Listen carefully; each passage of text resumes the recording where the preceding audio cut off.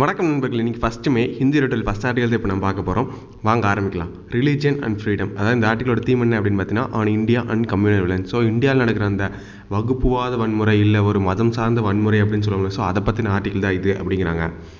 Religious freedom is of paramount importance not because it is about religion but because it is about freedom. அதாவது paramount அப்படின்னா ஒரு மிக உயர்ந்த அப்படின்னு சொல்லுவோம்ல அதுதான். ஸோ இந்த மதம் சார்ந்த அந்த சுதந்திரம் இருக்குது பார்த்தீங்களா, அது வந்து ஒரு மிக உயர்ந்த முக்கியத்துவத்தை பெறுது. எதனால் அப்படின்னு பார்த்தீங்கன்னா ஒரு மதத்தினால இல்லை, ஆனால் அது கொடுக்குற அந்த சுதந்திரத்தினால தான் அப்படிங்கிறாங்க. The characterization by the US Commission on International Religious Freedom of India as a country of particular concern in its annual report is not entirely surprising, considering its dim and known views about sectarian violence and aggravating governmental measures over the last year. So டிம் அப்படின்னு பார்த்தீங்கன்னா ஒரு தெளிவற்ற நிலைமையில் இருக்கிறது, இல்லை ஒரு மங்கலாக இருக்கிறது அப்படின்னு சொல்லுவோம்ல அதுதான். அக்ரவேட்டிங் அப்படின்னு பார்த்தீங்கன்னா அதிகமாக மோசமாக்குறது இல்லை தீவிரமாக்குறது அப்படின்னு சொல்லுவோம்ல அதுதான். ஸோ இந்தியா வந்து அந்த US Commission on International Religious Freedom வந்து வருஷம் ஒரு ரிப்போர்ட் வந்து ரிலீஸ் பண்ணுவாங்க. அதில் இந்த வருஷம் வந்து ஒரு ரிப்போர்ட் ரிலீஸ் பண்ணியிருக்காங்க. அதில் வந்து இந்தியா வந்து என்ன மாதிரி ஒரு கண்ட்ரியாக வந்து ஒரு பிரகடனப்படுத்தியிருக்காங்க அப்படின்னு பார்த்தீங்கன்னா அதாவது வந்து இந்தியா வந்து ரொம்ப வந்து ஒரு தெளிவற்ற ஒரு நிலைமையில இந்த ரிப்போர்ட்டை வந்து அவங்க கொடுத்துருக்காங்க. அதாவது வந்து இந்தியாவில் வந்து ஒரு குறிப்பிட்ட மதத்தை சார்ந்த இல்லை வகுப்பை சார்ந்த மக்கள் மேலே இந்த மாதிரி வன்முறை நடக்குது அப்படின்னு ரிப்போர்ட் கொடுத்துருக்காங்க. இது வந்து போன வருஷம் வந்து அந்த சிஏஏக்கு எதிராக வந்து நிறையா இந்த போராட்டங்கள் இதெல்லாம் நடந்துச்சுல்ல. ஸோ இது வந்து அந்த மாதிரி நிலைமை வந்து போன வருஷம் எவ்வளோ மோசமாகுச்சு அப்படிங்கிறது தெரியும். ஸோ இந்த மாதிரி ஒரு ரிப்போர்ட்டை வந்து எதிர்பார்த்த ஒன்று தான். இது வந்து புதுசாக ஒரு ஆச்சரியப்படுற விஷயம் கிடையாது அப்படின்னு வந்து சொல்லியிருக்காங்க அப்படிங்கிறாங்க. The Indian government not only repudiated the report but also ridiculed the USCIRF. So repudiated அப்படின்னா பார்த்தீங்கன்னா நிராகரிக்கிறது அப்படின்னு சொல்லுவாங்க தான். ridiculed அப்படின்னா ஏளனம் செய்வது, கிண்டல் செய்கிறது அப்படின்னு சொல்லுவாங்க தான். ஸோ இந்தியன் கவர்மெண்ட் இந்த ரிப்போர்ட்டை பார்த்துட்டு அந்த USCIRF வந்து நிராகரிச்சிருக்காங்க. இந்த ரிப்போர்ட்டை வந்து நிராகரிச்சிருக்காங்க. அதுவும் இல்லாமல் இந்த ரிப்போர்ட் நிராகரித்தது மட்டும் இல்லாமல் அந்த யுனைடெட் ஸ்டேட்ஸ் அந்த ரிலீஜியஸ் அந்த ஃபெடரேஷனே பார்த்து கிண்டல் செஞ்சுருக்காங்க, ஒரு ஏளனம் செஞ்சுருக்காங்க அப்படிங்கிறாங்க. That autonomous bipartisan commission's influence over any US executive actions limited and occasional, but its presumption of global authority appears amusingly expansive. So autonomous அப்படின்னு பார்த்தீங்கன்னா ஒரு தன்னாட்சியாக இருக்கிறது, இல்லை சுதந்திரமாக இருக்கிறது, யாருக்கு கீழேயும் இல்லாமல் கட்டுப்பாடும் இல்லாமல் ஒரு தனி சுதந்திரத்தோடு இருக்கிறது அப்படின்னு சொல்லுவாங்க. அதுதான் autonomous அப்படிங்கிறது. பைபார்ட்டிசன் அப்படின்னா அதாவது தன்னோட கொள்கையை எதிர்க்கிற இன்னொரு ரெண்டு கட்சி இருக்கிறது தான் வந்து அந்த பைபார்ட்டிசன் அப்படிங்கிறது. ஸோ ஒருத்தரோட கொள்கையை இன்னொருத்தர் எதிர்த்துட்டே இருக்கிறது தான் வந்து பைபார்ட்டிசன் அப்படிம்பாங்க. ப்ரிசம்ஷன் அப்படின்னு பார்த்தீங்கன்னா யூகிச்சு கொள்வது இல்லை அனுமானம் செஞ்சுக்கிறது அப்படின்னு சொல்லுவோம்ல தான்.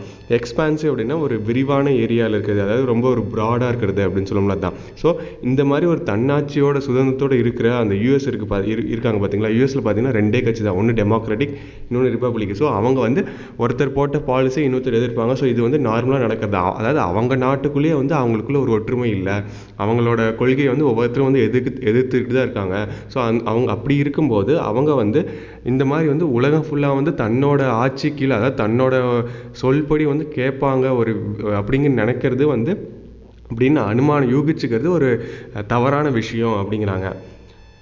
Whether or not the US government acts on its recommendation to impose targeted sanctions on Indian government agencies and officials depends on American strategic interests. So இந்த மாதிரி US அந்த ரிலீஜியஸ் அந்த ஃபெடரேஷன் வந்து இந்த மாதிரி ஒரு ரிப்போர்ட் கொடுத்துருக்காங்கல்ல, இந்தியாவை பற்றி ஒரு தவறான ஒரு ரிப்போர்ட்டை வந்து ஏற்றுக்கிறது US கவர்மெண்ட்டுக்கு கையில் தான் இருக்குது. ஆனால் இந்த மாதிரி ரிப்போர்ட் மூலியமாக வந்து சில தடைகள், சாங்ஷன்ஸ் அப்படின்னா தடைகள் அப்படின்னு சொல்லுவோம்ல தான். ஸோ இந்த ரிப்போர்ட்டை வச்சு US கவர்மெண்ட் வந்து இந்தியா மேலே சில தடைகள் விதிப்பாங்களா இல்லையா அப்படிங்கிறது அமெரிக்கன் கவர்மெண்ட்டை பொறுத்து தான் இருக்குது அப்படிங்கிறாங்க. The US has used arguments of freedom, democracy, tolerance and transparency as tools in its strategic pursuits, but there is no proof of any uniform or predictable pattern of enforcement of such moral attributes. So strategic pursuit அப்படின்னு பார்த்தீங்கன்னா ஒரு புதிய வணிகத்தை, அதாவது ஒரு நாட்டில் வந்து புதுசாக வந்து பிஸ்னஸ் ஆரம்பிக்கணும், அந்த மாதிரி சில ஆரம்பிக்கணும் அப்படின்னா சில வழிமுறைகள் இல்லை வந்து சில ரூல்ஸ்லாம் இருக்குல்ல.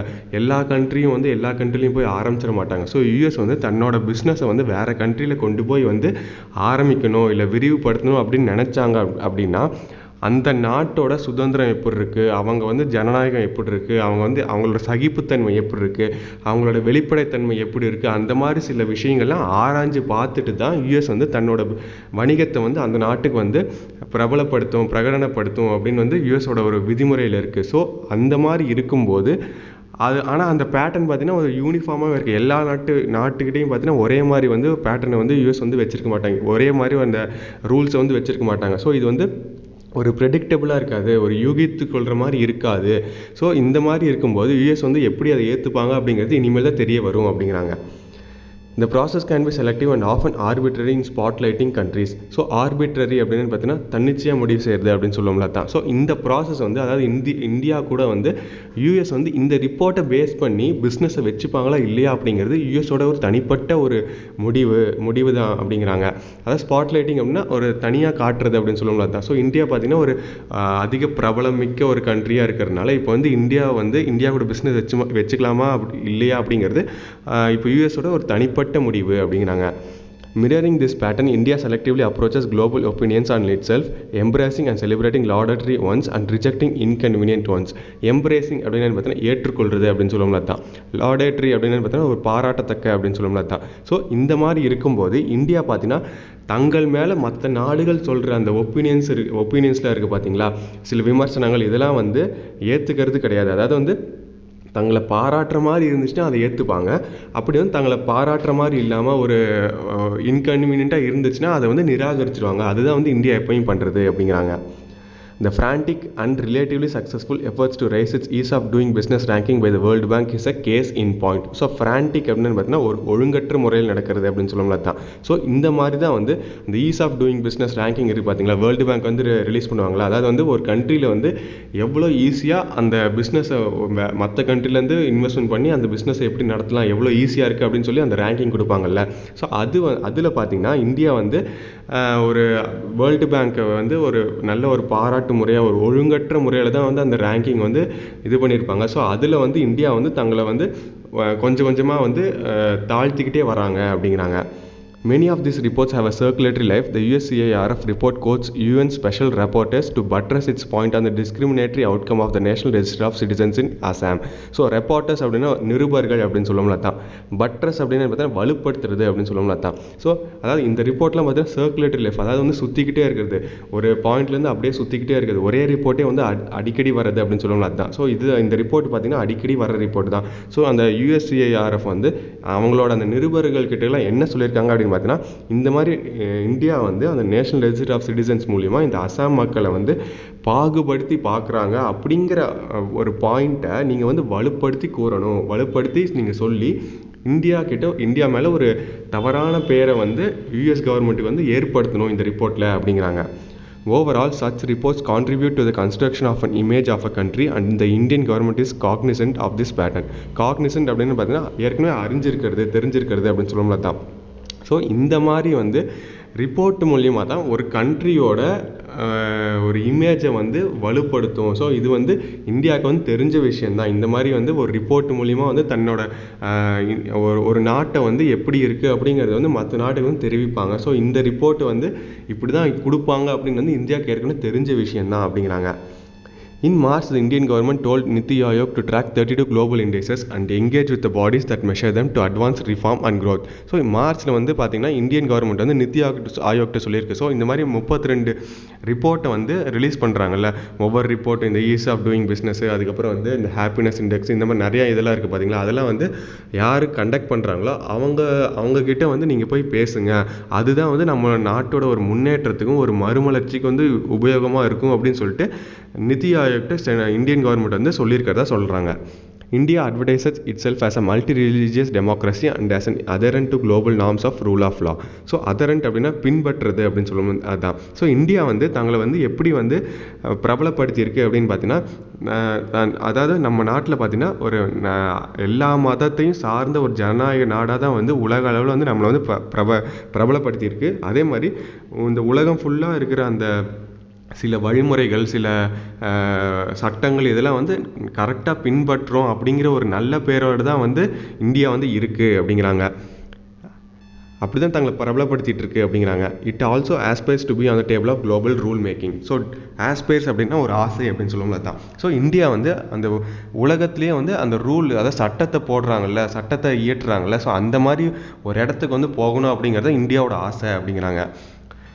For a country with such stated ambitions, its record on religious freedom as reflected through events of the last 1 year is deeply disconcerting. Disconcerting அப்படின்னு பார்த்தீங்கன்னா கவலைக்குரிய விஷயமா இருக்குது அப்படின்னு சொல்லலாம் தான். ஸோ இந்த மாதிரி ஒரு உலக அளவில் வந்து ஒரு பெரிய இடத்துக்கு போகணும் அப்படின்னு ஒரு நல்ல குறிக்கோளோடு இருக்கிற ஒரு கண்ட்ரி கடந்த ஒரு வருஷமாக பார்த்திங்கன்னா வந்து நம்ம நாட்டில் வந்து அதிகமாக அந்த மதம் சார்ந்த சில பிரச்சனைகள்லாம் வந்துட்டுருக்கிறது ஒரு கவலையளிக்கக்கூடிய விஷயமாக தான் இருக்குது அப்படிங்கிறாங்க.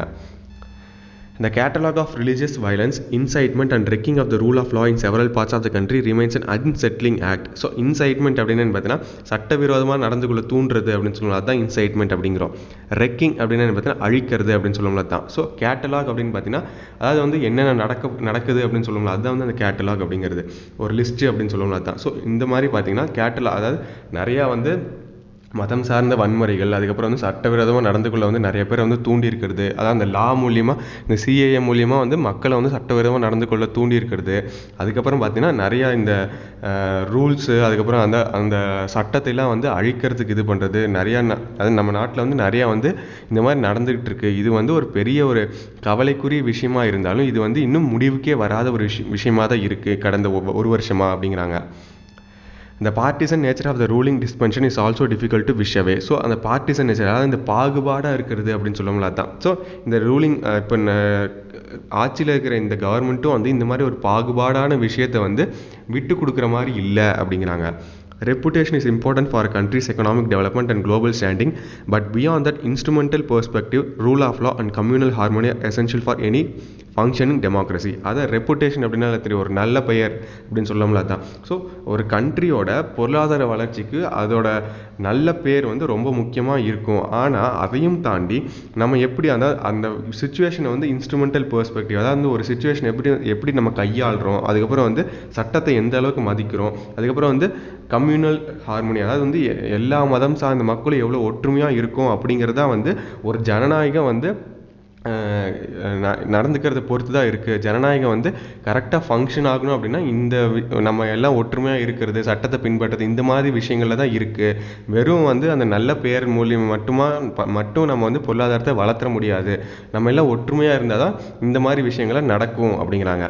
ஸோ இந்த ஆர்டிக்கலோட ஓவர்வியூ என்ன அப்படின்னு பார்த்தீங்கன்னா, India must protect its freedom and come down heavily on religious violence. So India வந்து தங்களோட சுதந்திரத்தை வந்து பாதுகாக்கணும்.